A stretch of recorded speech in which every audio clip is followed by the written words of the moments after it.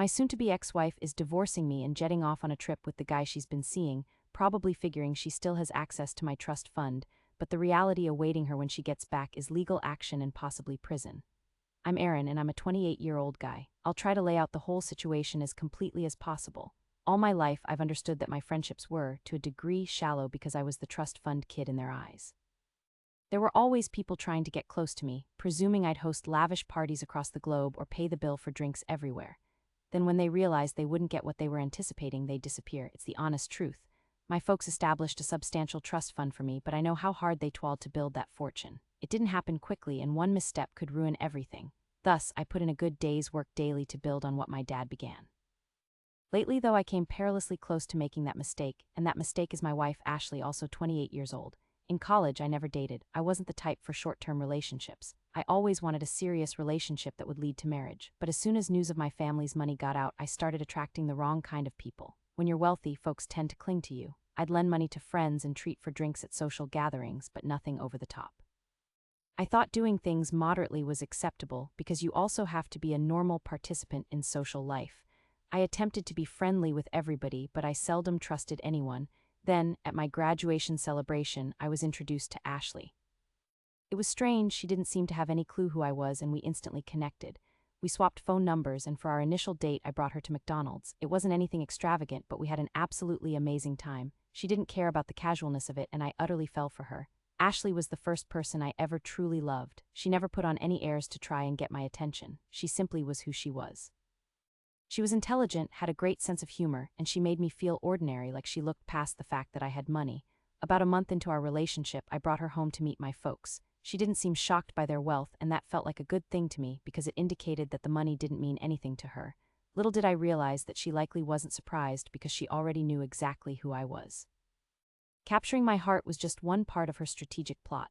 Ashley captivated my folks from the moment they met. She was refined and always very polite. I was completely head over heels for her. She was the first girl I ever brought home, and my parents were over the moon. We were together for a year, and during that entire time, she would never take any expensive presents. Her explanation was always, "We're not married yet." Then, after a year, I popped the question. She completely won over my parents, too. She even told them that she planned to keep working even after we were married to help grow our wealth. My mom gave her a hug. She was overjoyed that I had found someone so supportive. Ashley had a tech job and had a pretty good salary of her own. For our second anniversary, my parents had a big party and declared they wanted to add Ashley's name to the trust fund as a beneficiary, along with mine. They introduced her to everyone, including Bob, the accountant who oversaw the trust. I had a wife and a daughter. My wife was a lawyer employed at the very same firm. Everything was done by the book, and Ashley was officially named as a beneficiary. Ashley developed a wonderful connection with my parents, and she kept them content. She was often on business trips, which I would later realize were often with Bob, her affair partner. In hindsight, I can recall her chatting with Bob at gatherings, chuckling and turning red as they drank wine, yet I was oblivious, foolishly in love, and completely unaware.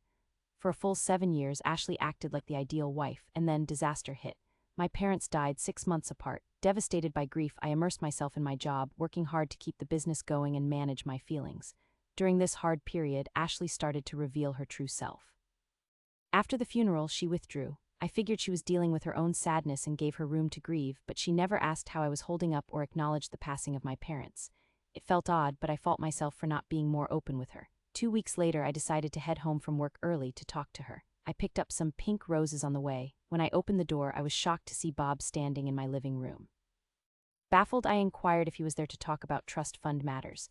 Ashley came into view with 2 suitcases. Bob had 2 as well. She looked at me and said, "I wanted to handle this discreetly. I was going to leave you a letter, but I suppose we'll do this in person. I am leaving." "Yes, you understood me correctly. I'm moving out. I'm moving. I'm moving. I'm moving. I'm moving. I'm with Bob now. Once we get back from our Italian trip, the divorce will be official. My in-laws ensured I'd have sufficient funds to maintain a good standard of living. Please don't give me that pitiful look. Are those flowers for me? I'll happily accept them. Goodbye." And just like that, she had vanished. The woman I'd been married to for 7 years abandoned me. They departed before I could even utter a word. I stayed inside for 2 full days. I kept the shades down, lived off leftovers and ramen, and left the television on constantly to drown out the quiet. On the 3rd day, somebody pushed the doorbell. I decided to disregard it, figuring they would eventually go away, but they didn't. The ringing became progressively louder and more unrelenting. Then knocking, followed by a woman's voice yelling, "I know you're in there. Open up. I'm not leaving until we have a conversation." Briefly, I thought it was Ashley, but then I recalled she was in Italy. The memory just deepened my despondency, yet the commotion persisted. I forced myself out of bed and opened the door to find a woman with red hair wearing a very smart suit. She appeared to be livid. "Your wife ran off with my husband, and staying here in this state isn't going to do anything. Get up, take a shower, and meet me in the living room in a quarter of an hour. We need to have a discussion." When I didn't answer, she stepped inside, making a face as she said, "You stink." She also added, "And don't you ever call me Mom." I heard that. Despite myself, I chuckled. It was the first time in days I felt even a little bit like a real person. After my shower, I went back to the living room and it was spotless. The kitchen was also perfectly clean. Sandra, who's married to Bob, told me who she was. She mentioned that she'd been trying to get a hold of me at my workplace for the past 48 hours but hadn't been successful, which led her to show up here instead. She seemed resolute, and it was obvious she needed to tell me something significant. I was shocked by what she had to say. Sandra told me that, just like me, she was totally in the dark about her husband being unfaithful until he suddenly left their home 2 days back, saying he would send somebody to grab his possessions. Her life had also been turned upside down, but instead of becoming despondent and wallowing, she took initiative. Sandra's initial move was to look at Bob's computer. He mostly used it for his job, but his Facebook account was still logged in. Without delay, she scrolled through his messages and discovered the secret affair. Once she had solid proof, she started investigating further. That's when she found evidence that Bob was taking money from my trust. Initially, Bob had taken small amounts which hadn't raised any flags, but as time went on, he got more brazen and less careful. He hadn't done this by himself. He had assistance from one of the beneficiaries, and that beneficiary turned out to be Ashley. Part of me wished Sandra was mistaken, but she wasn't. She had all the supporting documents and was prepared to face them. I felt uncertain, still struggling to comprehend the sheer scope of the deception, but Sandra said something that really hit me. "I have a little girl. I'm going to get every last cent from Bob and ruin Ashley completely. I'm not concerned about what you do, but I thought you should know." Her certainty and self-assurance were evident, and right away I felt I could rely on her. Because of that, I decided to partner with her. We shook hands, sealing the deal. While my former wife was enjoying a vacation in Italy, Sandra and I were creating a scheme that would hit her hard financially. When Ashley and Bob got back from their 10-day getaway, Sandra and I were prepared for how they'd react. On that Monday, I was at the office when Ashley called me. The instant I picked up, she began screaming at me. "What's going on?" she shouted. "Bob says we're in serious trouble, and where's my cash?" I responded, keeping my voice even. "You mean the money my parents worked hard to accumulate? The money Bob was using to buy you presents and probably pay for that apartment you took? You should probably speak with my attorney, Sandra. You know, Bob's wife, she's at the same law firm, you know." Before she could get another word out, I told her I had to go and ended the call. That night, Ashley was outside my job. I pretended not to see her and headed for my car, but she stood right in front of me. In all the time I'd known her, I'd never witnessed her so worked up. She pleaded with me to clarify what was happening, insisting that Bob's story made no sense and she needed to hear it directly from me. I looked straight at her and said, "I already got word from your lawyer about your divorce papers. I want you to know you're not getting a dime." Her face lost all color. It was obvious she hadn't anticipated things turning out this way. I could see the terror rising within her. A part of me felt a weird sense of happiness, but it was quickly replaced by a feeling of guilt. Even though everything had happened, I still cared for her deeply, and it pained me to witness her pain.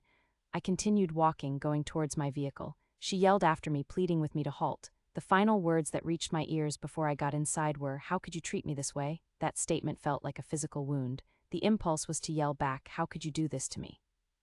Instead, I started the engine and drove off, looking into the rearview mirror and seeing her still standing there, looking completely shocked. Around the same time, Bob got a notice that he was going to be let go from the company. His behavior had damaged the business's standing, and customers were calling to cancel their agreements. The best course of action the company could take to lessen the harm was to dismiss him. Sandra, who knew a lot of people in the legal field, hired the top lawyer, certain she'd win her case and get custody of her little girl.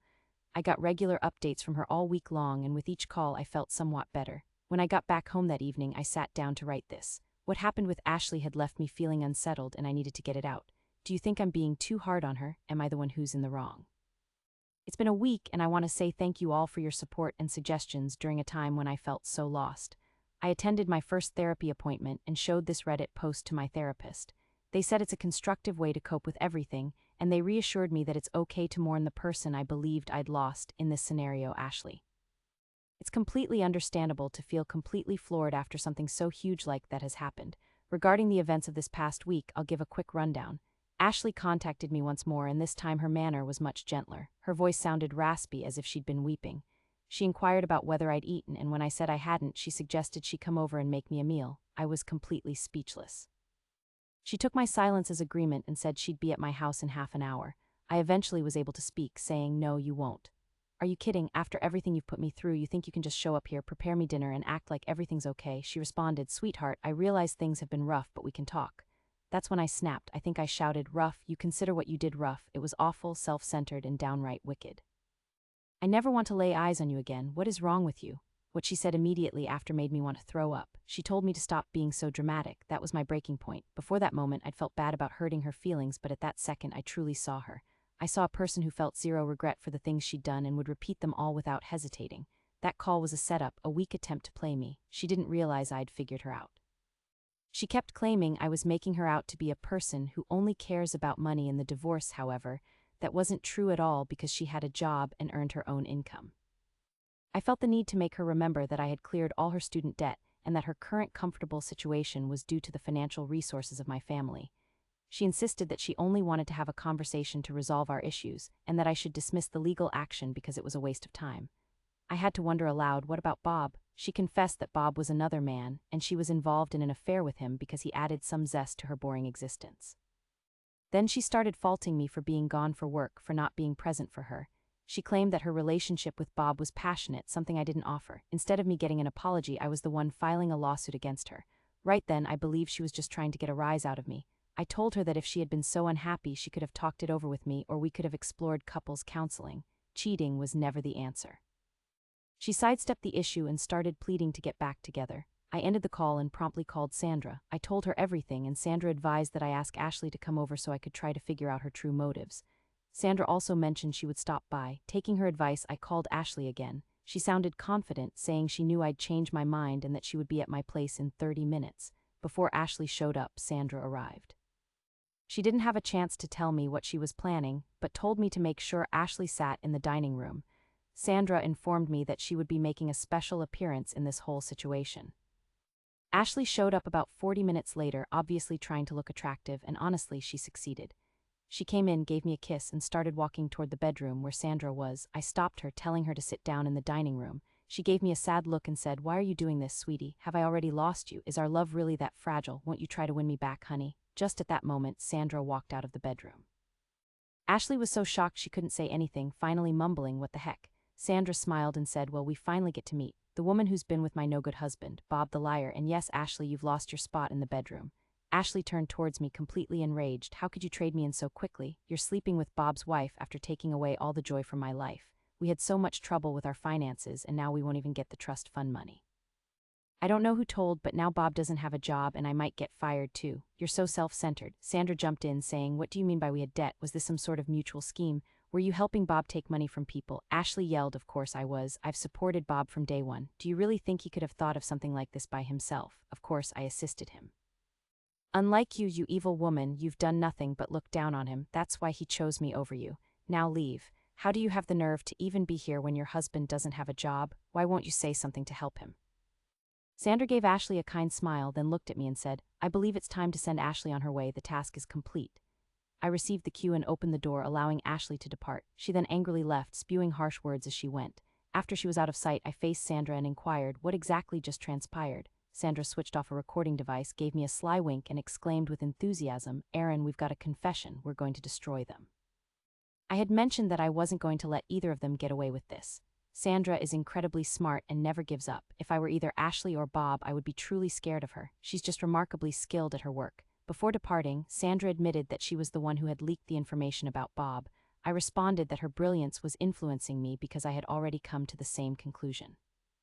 Later, Sandra sent a copy of Ashley's recorded confession to Ashley's company, along with a thorough explanation of the situation. The message underlined that a person capable of that level of dishonesty couldn't be relied upon at work and might even steal money if given the chance. Also, Sandra knew one of Ashley's company's business partners, who was a longtime friend of Sandra's. That friend immediately withdrew from a deal they were about to fund, citing concerns about the trustworthiness of some employees. Ashley's boss was caught off guard by the information and quickly decided how to handle things to save the deal. Consequently, Ashley was immediately let go. At present, both Ashley and Bob are jobless and buried under financial burdens. Bob has been repeatedly calling Sandra. Since she didn't respond, he started bombarding her with texts, which she dismissed before putting him on her blocked list. Bob showed up wasted at Sandra's house early this morning, constantly ringing the doorbell and yelling awful things. The security cameras captured everything. When Sandra told him to get out, he tried to push his way inside, only stopping when she said she would call the authorities. Sadly, all the noise woke up Emily, Sandra and Bob's young daughter. The poor kid is now totally freaked out and hasn't left her room since. Sandra requested that I stay with Emily while she went to get a restraining order filed. Emily, a darling little girl, was huddled under her bed, scared to death. She inquired if I was her dad's buddy and if Bob had sent me. I comforted her by explaining I was her mom's friend, not her dad's. She became a little calmer, but she was still watching the windows, asking if her dad had left. I assured her he was gone and encouraged her to eat something. Sandra got back to find Emily asleep on top of me. As I prepared to leave, Emily grabbed onto my legs, pleading with me not to depart. I stayed overnight, and Emily and I finally got some peaceful sleep. The initial court session is over, and things are not looking good for Ashley and Bob. Sandra feels certain they won't avoid jail time. In the meantime, Bob has begun working as a custodian, and Ashley doesn't have a job. Outside the courthouse, we saw Bob being attacked by some debt collectors. Things aren't going well for him at all. When he spotted Sandra near the courthouse, he dashed over to her, got down on his knees, and pleaded with her to reconsider. Though by this point, he really should realize that's not in the cards. Sandra's attorney informed us the case is overwhelmingly in her favor, so Bob probably won't even be allowed to see the kids. Round 5, another update from me. Though Sandra had guessed the whole process would take about 6 months, she wasn't exactly correct. She guessed 6 months, yet it went on for just over 7 months, 7 months and a week to be exact. So honestly, she wasn't too far off. Regardless, compared to the usual pace of court proceedings, this was surprisingly swift. What happened? Precisely what we anticipated, plus some. Ashley and Bob got what could only be described as harsh penalties. I don't usually feel this way, and I don't get a thrill out of seeing people incarcerated, however, after being double-crossed, played, and forced to withstand so much awful stuff from people you trusted. Witnessing them finally get their comeuppance feels like justice. It's a bittersweet but rewarding justice, like a potent cup of coffee after a night without sleep. Ashley, who seemed to always be in charge, living in her privileged world, thinking her charisma could save her from anything, is now dealing with a completely new situation. No more trips to Europe for her. She can forget about romantic meals in fancy restaurants. No more showcasing expensive designer purses. Instead, she's forced to come to terms with the grim realities of prison, which is a world so distant from her old one. And what about love? I imagine the romantic prospects available to her in her new surroundings are going to be completely different than what she's accustomed to. Bob's circumstances are probably even more unfortunate, in my opinion. He's still burdened with substantial debt to some very unsavory individuals. And by the way, these aren't the kinds of creditors you find in the yellow pages or on TV. We're talking about individuals who will use any tactic they can to get their money back. The truly frightening aspect. These kinds of people often have allies inside the correctional system. If I were in his shoes, I'd be scared out of my wits. Luckily, I'm not Bob, though. I'm just observing this entire situation almost like I'm at a movie with a snack in hand. Just to be perfectly clear, Bob didn't get awarded custody of his daughter. That was already a foregone conclusion, but it bears repeating. Considering everything he's done, the court wouldn't let him even be in the same room with his daughter unless he was under strict supervision. Emily, along with Sandra and Bob's daughter, has exhibited remarkable strength for someone so young. It's incredibly sad witnessing a child dealing with such a degree of uncertainty and disarray at such a tender age. Sandra undoubtedly has proven to be a phenomenal mother, making every conceivable effort to protect Emily from the difficulties that are occurring. I've done my best to provide assistance, though some days I wonder if I'm really making any impact at all. Regardless, Emily trusts me, and that's far better than I could have hoped for. The court proceedings themselves were almost like a play. It didn't take the judge very long to understand the complete situation. Even though both legal teams attempted to undermine the presented evidence, their efforts were in vain. The ruling was unambiguous, and while appeals are always a possibility in situations like this, I don't think they'll change much. I feel like Sandra's certain that Ashley and Bob will be locked up for a considerable amount of time, and I agree with her assessment. Some of you I know have proposed that Sandra and I should get checked out for STDs, so as anticipated we did. Because Sandra is the careful, brilliant woman she is, she was adamant that we should play it safe. Fortunately, the results were all negative. Considering everything we've experienced, a bit of peace of mind is a good thing. If you're wondering whether Sandra and I are an item, the answer is no, absolutely not. This isn't because we don't have any kind of relationship. Having gone through all this together, it's plain to see that there's a connection. But I don't think it would be the smartest decision to go from one unhealthy relationship into a new one, or try to start something new while we're still coping with the mess our former partners created. We're simply close friends at the moment. I trust Sandra implicitly, but getting romantically involved with someone who brings back so many memories of the awful situation we were in isn't something we want. That's where things are, at least for now. Ashley and Bob are truly in a tough spot with no clear path to escape. Even if they somehow get out of jail early, they'll still be struggling with the consequences of debt, the betrayal, and having been publicly shamed. In the meantime, Sandra and I are going ahead. She's concentrating on being an amazing mother to Emily, and I'm trying to put my life back together after everything that's happened. That's all I have to share at the moment.